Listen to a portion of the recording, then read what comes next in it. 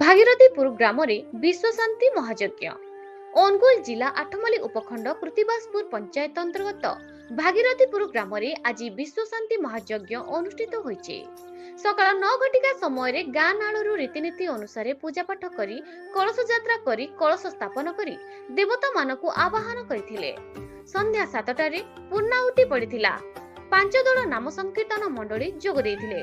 ଏହି ସଂଜ୍ଞାରେ କର୍ତ୍ତା ଭାବେ ସୁରେଶ ଚନ୍ଦ୍ର ପ୍ରଧାନ, ଧର୍ମପତ୍ନୀ ମାନସୀ ପ୍ରଧାନ କାର୍ଯ୍ୟନିର୍ବାହ କରିଥିଲେ। ପୂଜକ ଅନିଲ ମିଶ୍ର, ଅଶୋକ ମିଶ୍ର ଠାକୁରଗଡ଼ ବାବାଙ୍କ ମନ୍ତ୍ର ପାଠରେ ଗାଁ ପରିବେଶ ଭକ୍ତିମୟ ସୃଷ୍ଟି ହୋଇଥିଲା। ଏହି ଉତ୍ସବ ସଭାପତି ସୁରେଶ ଚନ୍ଦ୍ର ପ୍ରଧାନଙ୍କ ନେତୃତ୍ୱରେ ସମ୍ପାଦକ ବିପିନ କୁମାର ସାହୁ, ସହଯୋଗୀ ସଦସ୍ୟ ସୁଭାଷ ପ୍ରଧାନ, ବିରଞ୍ଚି ପ୍ରଧାନ, ଅନିଲ ପ୍ରଧାନ, ସତ୍ୟବ୍ରତ ପ୍ରଧାନ, ସୁଶାନ୍ତ ପ୍ରଧାନ, ରମେଶ ପ୍ରଧାନ, ରଞ୍ଜିତ ପ୍ରଧାନ, ଲମ୍ବୋଦର ସାହୁ, ଦୁର୍ଯ୍ୟୋଧନ ଭୋଇ ଓ ଗ୍ରାମବାସୀଙ୍କ ସହଯୋଗରେ ବହୁ ଧୁମଧାମରେ ପାଳିତ ହୋଇଯାଇଛି। ଅନୁଗୁଳ ଜିଲ୍ଲାରୁ ସ୍ୱତନ୍ତ୍ର ପ୍ରତିନିଧି ଗୋବିନ୍ଦ ଚନ୍ଦ୍ର ରାୟଙ୍କ report, news Odisha TV.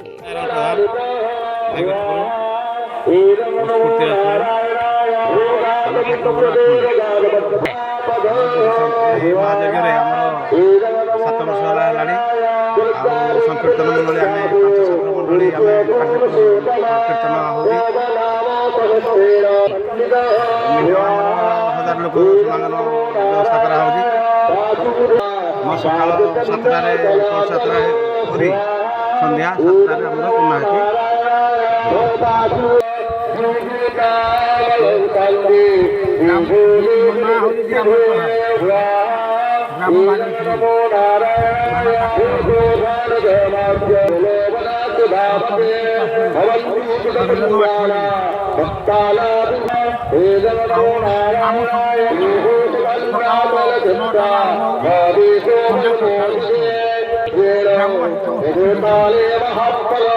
Gracias.